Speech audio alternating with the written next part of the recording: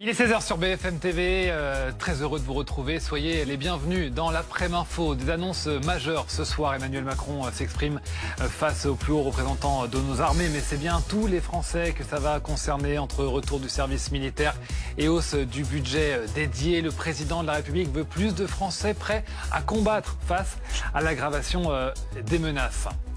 Jusqu'où êtes-vous prêt à vous engager justement pour la défense du pays? C'est la question qui se pose, en particulier aux plus jeunes.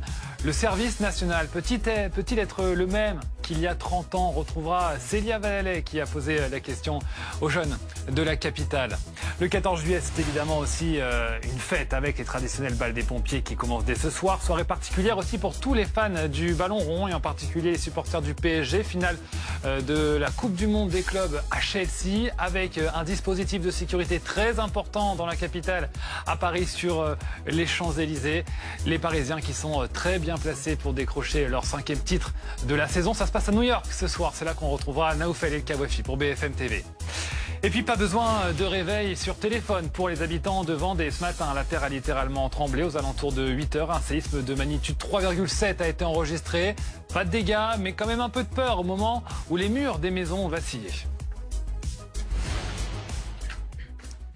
Nous ne sommes pas là pour agiter les peurs ou les inquiétudes, nous sommes là pour les documenter et apporter des réponses. Voilà ce que dit le ministre des Armées à quelques heures des annonces du président de la République ce soir. L'Élysée promet des annonces qui seront majeures alors que le chef d'état-major des armées a dressé un tableau sombre des menaces qui pèsent sur notre pays. Mathis Menu, Nassim Gomri. Plus qu'une simple tradition, l'allocution aux armées d'Emmanuel Macron prend cette année une tournure solennelle en raison des menaces internationales qui pèsent sur la France. Il ne faut surtout pas qu'on parte dans tous les sens. On a des moyens limités, on les connaît bien. Je pense qu'il annoncera qu'il y a un effort particulier qui est demandé pour la défense et on le comprend compte tenu du contexte international. Et maintenant, il faut fixer les priorités et chacun se responsabilise. La prise de parole du président fait suite à une rare conférence de presse tenue vendredi par le chef d'état-major et une prise de position claire du ministre des Armées. Si on ne veut dépendre de personne, cela passe forcément par un effort nouveau, pas seulement budgétaire, mais aussi intellectuel, moral et industriel. Parmi les annonces majeures promises par l'Élysée, une nouvelle hausse du budget consacrée à la défense, d'ores et déjà passée de 32 à 50 milliards d'euros depuis 2017. Un objectif qui intervient dans un contexte financier tendu. Mardi, le Premier ministre doit présenter les grandes lignes du budget 2026, mais promet de ne pas toucher à celui de la défense, qui représente actuellement 2% du PIB. Autre question qu'Emmanuel Macron doit aborder, comment mobiliser la jeunesse pour renforcer les rangs de l'armée française? Le chef de l'État souhaite recruter 52 000 réservistes militaires d'ici décembre 2026 et envisage notamment un service militaire basé sur le volontariat. Bonjour Anthony Lebos, journaliste politique à BFM TV. Quand l'Élysée dit qu'il faut s'attendre à des annonces majeures, le ton va être grave ce soir pour Emmanuel Macron? Oui, le ton sera grave, solennel. C'est vrai qu'il y a une dramatisation d'ailleurs tout au long de la semaine qui a été instillée par l'Élysée avec notamment cette prise de parole qu'on a vue dans le sujet du chef d'état-major des armées, Thierry Burkhardt. C'est une parole qui est assez rare et au fond, le chef d'état-major des armées a aussi préparé le terrain du président de la République pour ces annonces qu'il fera lors de son discours à l'hôtel de Brienne au ministère des Armées à 18 h. Parmi les annonces qu'il pourrait y avoir, il y a effectivement l'augmentation du budget qui est alloué à la défense. On sait qu'il y a une loi de programmation militaire qui, sur 6 ans, 2024-2030, prévoit un budget de 413 milliards d'euros. Emmanuel Macron devrait annoncer une forme de rallonge avec des milliards d'euros supplémentaires. L'Élysée évoquait des annonces majeures faites en ce sens. Quand on parle d'annonces majeures, quand il s'agit du budget de la défense, ça se compte plutôt en milliards. Ensuite, effectivement, il y aura des annonces qui concernent la cohésion nationale. Le chef d'état-major des armées en a parlé. Le président de la République l'a aussi évoqué à de nombreuses reprises lors de certaines allocutions, notamment celle de mars dernier, où il disait qu'au fond, la patrie devait s'engager, les jeunes devaient s'engager davantage, et notamment dans la réserve. Et ce terme de réserve sera important dans le discours du chef de l'État, parce qu'on a vu notamment le ministre des Armées, Sébastien Lecornu, dire dans les colonnes de la Tribune dimanche qu'il fallait que cette réserve militaire soit davantage professionnalisée. Donc ça veut dire qu'il y aura plus de moyens, plus de formation, avec cet objectif fixé par l'exécutif d'avoir plus d'hommes et de femmes dans la réserve. Général Pellistrandi, justement, ce sujet de la réserve, concrètement, ça veut dire quoi? Ça se traduit comment?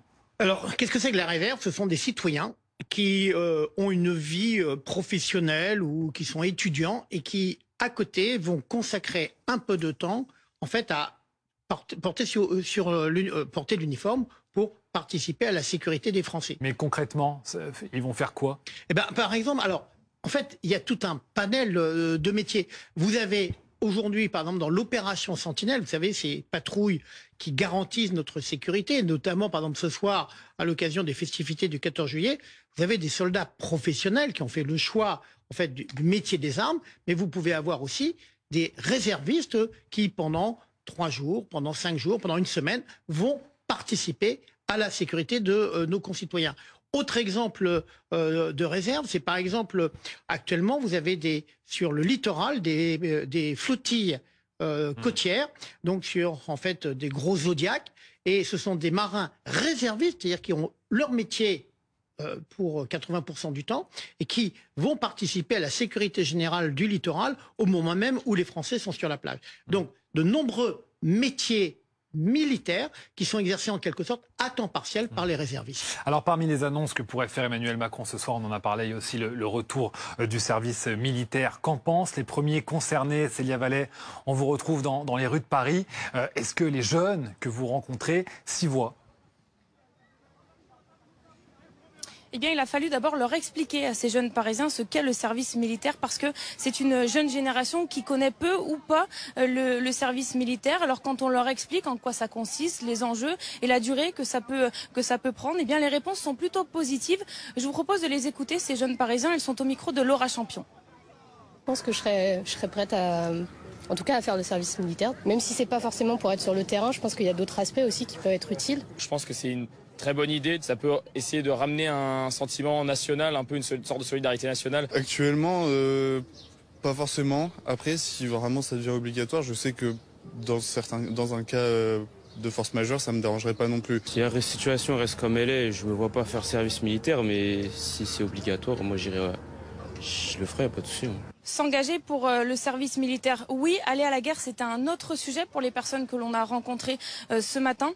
Le ministre des Armées a dit ce matin dans le journal, dans la tribune du dimanche, la France a besoin d'un format d'armée plus important.